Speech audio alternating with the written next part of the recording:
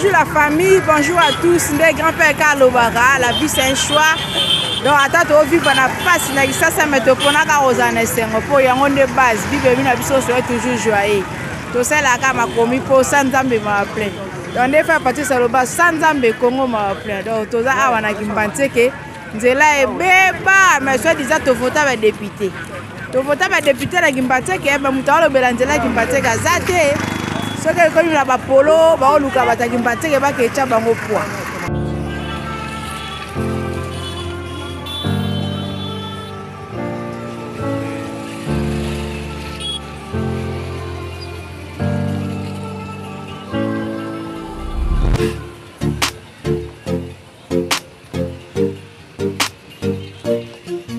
Zati non on peut faire vite ndela yo mona de nzela mboko pona mbola nzela olobini exactement que donc bande ko na biso kaka ya mboka kwa ye bande ni ba ko sala pona nzela nzela oyo bandaki déjà banda suki aneni na moment o donc pona nzela pona solution tomona bule tika ibiso et kuta biso lisusu donc pona nzela pena tuka na éviter bande ko ba bongisa kaka mambuka yo mais to fota jino le mbalemba boko l'acception ndaka jino le mbalemba na gimbanteke te ezolo bela bino te na parlement bon ndaka jino le mbalemba wana tuka pona biso vraiment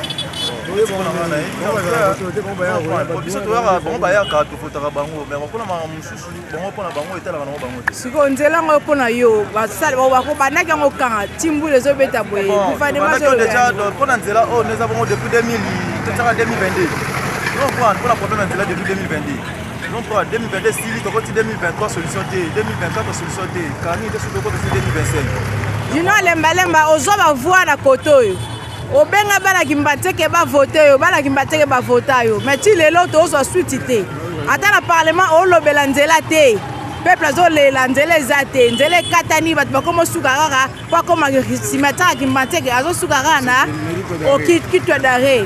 Donc le peuple a besoin de toi. Tu avais pris les voix à Kimbanteke et tu dois réagir. Les habitants de Kimbanteke pleurent. Ils n'ont pas la route est entrecoupée. On a besoin que les routes de Kimbanteke soient rétablies. Bana Kimbanteke balé liboyo kabana Kimbanteke. Non pour le but d'une nzela. On est passé avec le Sénat qui fait battre ça col. Pour permettre de biso tout à moula. Mais bati qui nous a là inachevé. Alors il y a eu des somboula, éviter. Nous allons bien, nous allons bien. Or que kuna mabanda ko sala bien. Mais quand on commis quelque part à bakati ba drapeau. Alors côté yo, c'est le jour na prince. Sans col, je vais dire que sombuli bandi. Pour nous camia ah quand nous na système intéresse. Je souffre.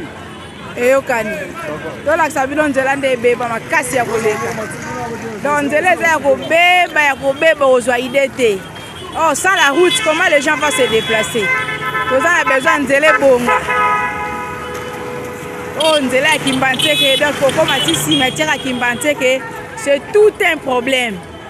Les habitants de Kimbanteke n'ont plus de moyens pour arriver là où il habite. Donc la personne doit dépenser 5 000, 6 000 francs congolais pour arriver chez lui. Or la route est entrecoupée. Le chauffeur va comme au souka na ba nzela, on repère la naeka Kimbanteke asuki naeka na dokolo. Kwa koma route à Kimbanteke nzela ezate. Nous sommes à Kimbanteke.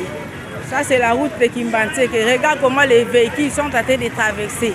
Les motos c'est comme si nous sommes au village. Mais ça c'est Kimbanteke.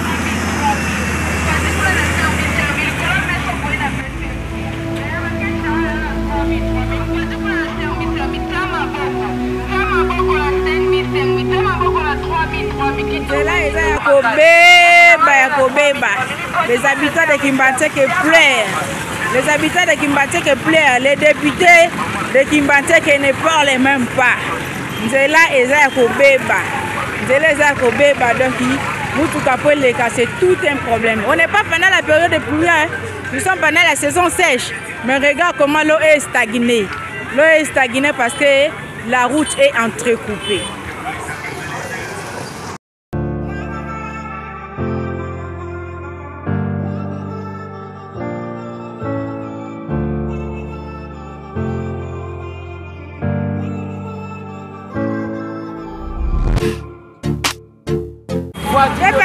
C'est comme s'il est au village, mais il est en plein capital.